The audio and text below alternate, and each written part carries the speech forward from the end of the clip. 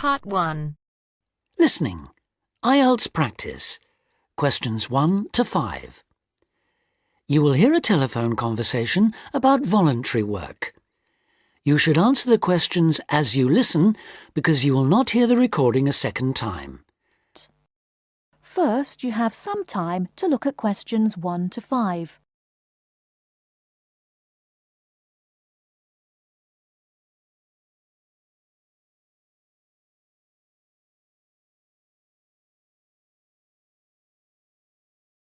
Listen carefully and answer questions 1 to 5. Hello, Volunteers Worldwide. How can I help you? Hello. I'm ringing to find out about opportunities for doing volunteer work. Could you give me some information, please? Yes, certainly. But before I do, I need to ask you for a few personal details. That's just because the opportunities open to you are dependent on your age and on what qualifications and skills you have. That's fine. So, if you could just start by telling me your name and age. OK. My name's Ben Opperman, and I'm 22 years old. OK, and what qualifications do you have, Ben? I've got a BA degree in Social Studies. That was from the University of Kent. And I'm a qualified teacher. I've just completed my PGCE, my postgraduate certificate in primary education. And you're interested in doing unpaid voluntary work rather than a full-time job with our organisation? Yes, that's right. I'd like to do voluntary work before I start looking for a more permanent job. How long were you hoping to work for us for? I was thinking of 2 years at most. OK. Well, for people in your age group, we have 2 programmes: Global Youth Contact and Youth for Action on Development. GYC, Global Youth Contact, is a 6-month exchange programme which provides opportunities for young people from different countries to work together in local communities. I see. But that's only a 6-month programme. That's right. But our other programme, Youth for Action on Development, requires people to volunteer for a year at least. On this programme, most of the placements are for 12 or 18 months. That'd be the programme I'd go for. OK. Now, do you have any other skills or special interests that might be useful for the kind of work we do? Well, I've done a lot of conservation work in the area where I live. Good, that's useful to know. And I belong to a wildlife protection group. Right, that could be very helpful. Before you hear the rest of the conversation, you have some time to look at questions 6 to 10.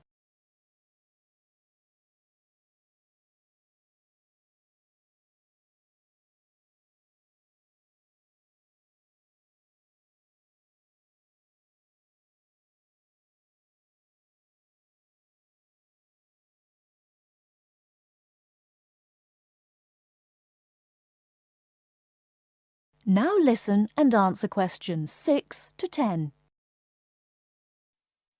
Do you have any questions you'd like to ask me? Yes. Could you tell me what sort of placements are available? Well, all our placements are related to the 4 main areas that we work in. That's education, health, social participation and employment. Education sounds like the obvious choice for me. And if I wanted to go ahead and apply to work on a programme like this, what do I have to do? OK, well, our selection procedure is quite a lengthy process, I'm afraid. It can take up to 9 months. We get many more applicants than we have placements for, so we need to make sure that we get the best people for the kind of work we do. It's very important to realise that voluntary work like this is not an easy option. Although you'll have a brilliant experience with us, you are expected to work hard and make a real contribution. It is not just sitting around enjoying a different culture. Of course, I understand that. OK, so if you're interested, I can send you an application pack. You complete the forms and send them back to us. If you are shortlisted, we invite you to come for an interview. That's normally in January. Assuming you're successful, we then start looking for a suitable placement. While we're doing this, we ask you to raise some funds of your own, so that you end up contributing about 2/3 of the cost of your training and travel. OK, fair enough.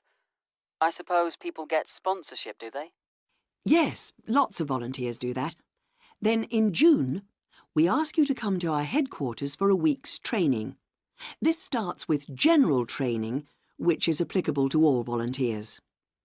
It includes topics like how to fit into new cultures, looking after yourself mentally and physically, and how to go about relating to the kinds of people you'll be working with. And then you'll have sessions related specifically to your placement. We'll tell you about the country and the area you'll be going to, about the problems and difficulties to expect, and about the kind of responsibilities you'll have once you're there. And when does the work start? It depends, but generally speaking, placements start in September and run for up to 18 months. Sounds brilliant. Could you send me an application pack, please? Yes, certainly. If you'd like to give me your address. OK, it's 29 Park Street. That is the end of part 1. You now have half a minute to check your answers.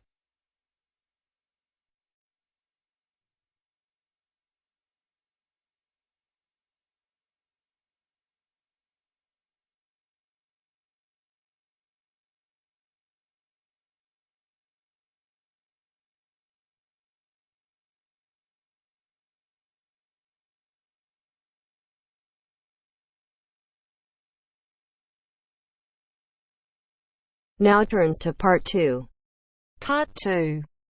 You'll hear a tour guide giving a talk about a museum centre called Riverside Industrial Village.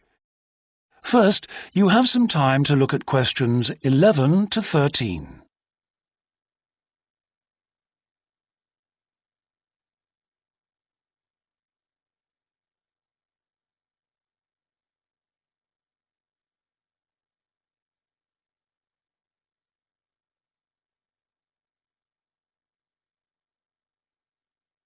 Now listen carefully and answer questions 11 to 13. Good afternoon, everybody, and welcome to Riverside Industrial Village. To start your visit, I'm just going to give you a brief account of the history of the museum before letting you roam about on your own. I won't keep you long, OK? Now, from where we're standing, you've got a good view of the river over there. And it was because of this fast-flowing water that this site was a natural place for manufacturing works. The water and the availability of raw materials in the area like minerals and iron ore, and also the abundance of local fuels like coal and firewood, all made this site suitable for industry from a very early time. Water was the main source of power for the early industries, and some of the water wheels were first established in the 12th century, would you believe? At that time, local craftsmen first built an iron forge just behind the village here on the bend in the river. By the 17th and 18th centuries, the region's rivers supported more than 160 water mills, and many of these continued to operate well into the 19th century. But then the steam engine was invented. And then the railways came, and the centres of industry were able to move away from the rivers and the countryside and into the towns. So industrial villages like this one became very rare. So, that's the history for you. If you'd like any more information, you can ask me some questions, or you can read further in our excellent guidebook. Before you hear the rest of the talk, you have some time to look at questions 14 to 20.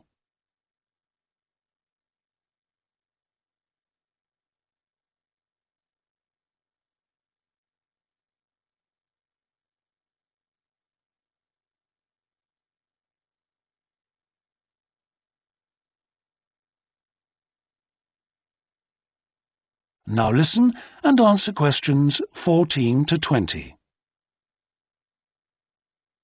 Now, I'm going to give you a plan of the site, and I'd just like to point out where everything is, and then you can take a look at everything for yourself. I've already pointed out the river, which is on the left, and of course, running along the bottom is Woodside Road. Got it? OK. Now, we're standing at the entrance. See it at the bottom? And immediately to our right is the ticket office. You won't need that, because you've got your group booking, but just past it are the toilets. Always good to know where they are. In front of us is the car park, as you can see, and to the left, by the entry gate, is the gift shop. That's where you can get copies of the guide, like this one here. Now, beyond the car park, all the buildings are arranged in a half circle with a yard in the middle. The big stone building at the top is the main workshop. That's where the furnace is, and where all the metal was smelted and the tools were cast, as you'll be able to see. Now, in the top right-hand corner, that building with bigger windows is the showroom, where samples of all the tools that were made through the ages are on display. In the top left corner is the grinding shop, where the tools were sharpened and finished. And on one side of that, you can see the engine room, and on the other is the cafe, which isn't an antique, you'll be pleased to know, though they do serve very nice old-fashioned teas. The row of buildings you can see on the left are the cottages. These were built for the workers towards the end of the 18th century, and they're still furnished from that period, so you can get a good idea of ordinary people's living conditions. Across the yard from them, you can see the stables, where the horses were kept for transporting the products. And the separate building in front of them is the works office, and that still has some of the old accounts on display. Right. If anyone wants a guided tour, then I'm starting at the engine room. If you'd like to come along this way, please, ladies and gentlemen. That is the end of part 2. You now have half a minute to check your answers.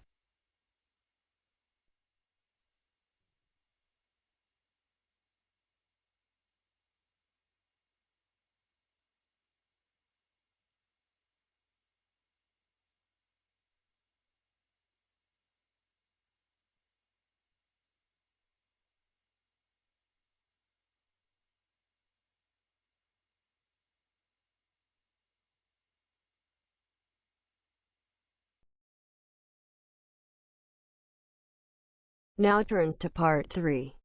Part 3. You will hear a discussion between two students and their tutor.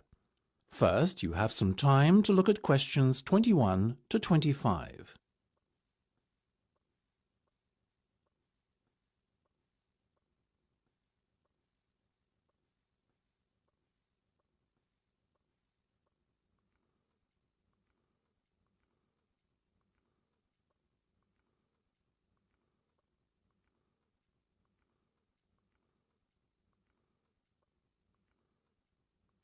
Now listen carefully and answer questions 21 to 25.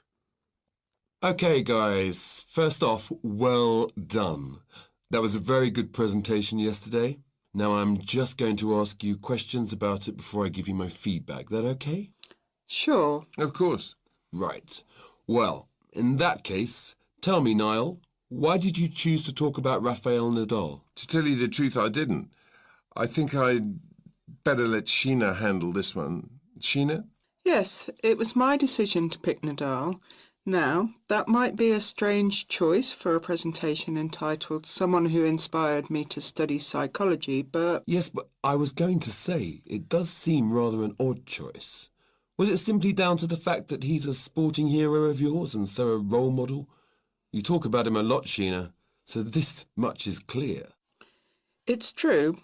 Nadal is someone I look up to, but my reasons for choosing him were totally professional. You see, I doubt, perhaps in the history of tennis, that there was ever a better match player than him, and that got me thinking, what is the secret to his success?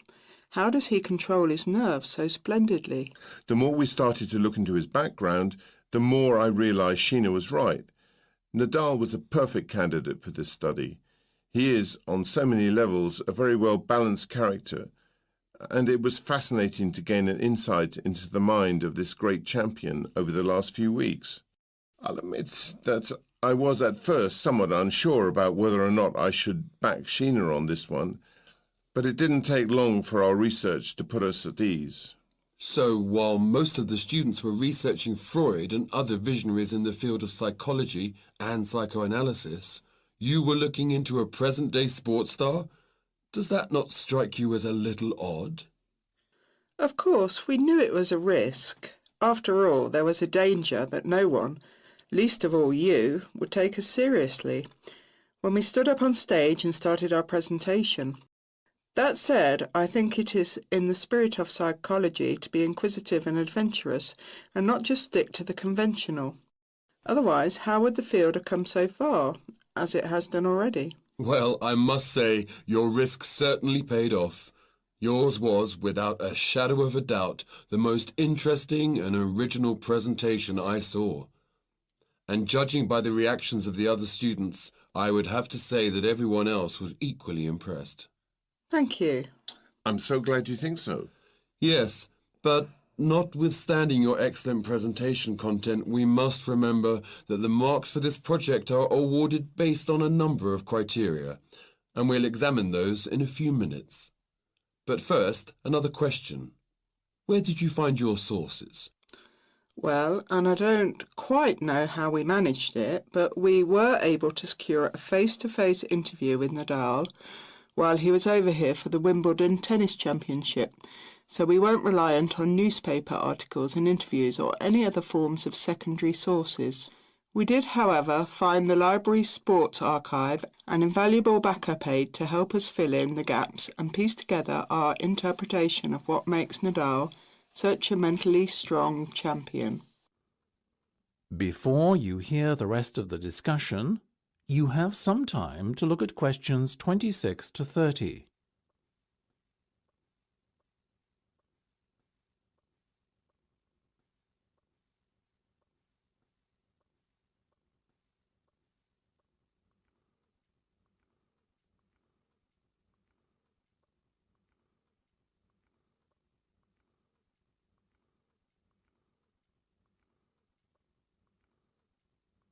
Now listen and answer questions 26 to 30. Okay, well, as I said, congratulations again for your excellent work. Now it's time for my feedback. The first area where marks were awarded is in your use of equipment. I felt that had you not been a little too reliant on the overhead projector, and had you, for example, used the interactive whiteboard and audio equipment a little more effectively, you would have received top marks in this section. As things stand, though, your use of equipment was still very satisfactory. It's just a shame as it was an opportunity missed to score full points. The next area I was asked to assess is content. As you might have guessed, I simply can't fault you on that. Highly original work, so well done. As for your timing, I felt that the two of you were a little too over-rehearsed, so the presentation felt, at times, a little robotic. That said, again, it was very satisfactory, and you would get full points for effort. Sadly, though, there is such a thing as trying too hard, and that cost you top marks here, I'm afraid. Oh, I see. Right. What was particularly impressive, though, was the thick handout you'd prepared for everyone. I took it home to read through it afterwards, and it was very well written. But not alone that, it also enhanced my experience of the presentation itself on the day, as I was able to refer to the handout for further information on what was being discussed and to answer any questions I had. Very nice. As for your level of interaction, well, you had so much that you were intent on packing into your 20-minute time slot that sadly you run out of time at the end, which left no room whatsoever for interaction and no one had the chance to ask you any questions. You've probably guessed, therefore, that you did worse than average in this department, and unfortunately, your score will have to reflect this. Oh my goodness, everything sounded so positive at the start. That is a big disappointment. We worked so hard. Now, don't be so quick to get deflated. Remember, your presentation skills only count for 15% of the project grade. Your score in this assessment, even if it were terrible, would still not be enough to prevent you from getting top marks overall. It's very hard to score well in the presentation assessment anyway, so believe me, you both did reasonably well. Thank you. I wish I felt like that. Yes, your feedback was very constructive. We're just a little disappointed with ourselves. Why? That is the end of part 3. You now have half a minute to check your answers.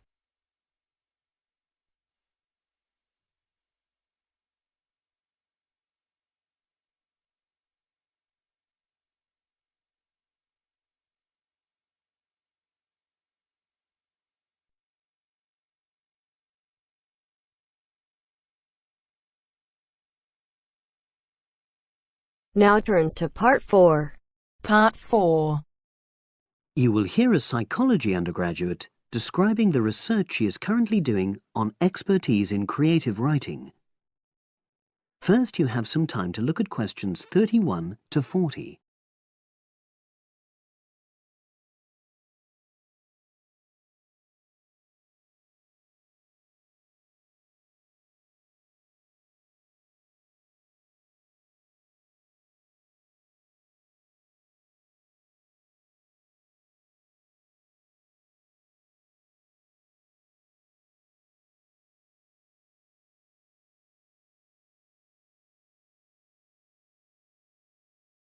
Now listen and answer questions 31 to 40. For my short presentation today, I'm going to summarise the work I've done so far on my research project to explore expertise in creative writing. Essentially, I'll share with you the process I underwent to gather my interim findings. First of all, I should give a little relevant background information about myself. Before I started my current degree course in cognitive psychology, I studied English literature, and as you can imagine, this meant I spent a great deal of time thinking about the notion of creativity and what makes people develop into successful writers. However, the idea for this research project came from a very specific source. I became fascinated with the idea of what makes an expert creative writer when I read a well-known 20th century writer's autobiography. I won't say which one at this stage, because I think that might prejudice your interpretation. Anyway, this got me thinking about the different routes to expertise. Specifically, I wondered why some people become experts at things, whilst others fail to do so, in spite of the fact that they may be equally gifted and work equally hard. I started to read about how other researchers had explored similar questions in other fields. I began to see a pattern that those studies which involved research in a lab were too controlled for my purposes, and I decided to avoid reading them. I was quite surprised to find that the clearest guidance for my topic came from investigations into what I call practical skills, such as hairdressing or waiting tables. Most of these studies tended to use a similar set of procedures, which I eventually adopted for my own project.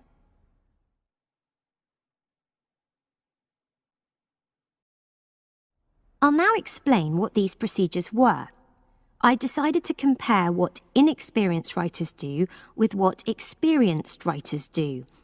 In order to investigate this, I looked for 4 people whom I regarded as real novices in this field. Which proved easy, perhaps unsurprisingly. It proved much harder to locate people with suitably extensive experience who were willing to take part in my study. I asked the first 4 to do a set writing task and, as they wrote, to talk into a tape recorder, a technique known as think aloud. This was in order to get experimental data. Whilst they were doing this, a research assistant recorded them using video. I thought it might be helpful for me in my transcriptions later on.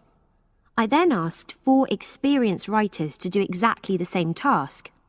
After this, I made a comparison between the 2 sets of data, and this helped me to produce a framework for analysis. In particular, I identified 5 major stages which all creative writers seem to go through when generating this genre of text.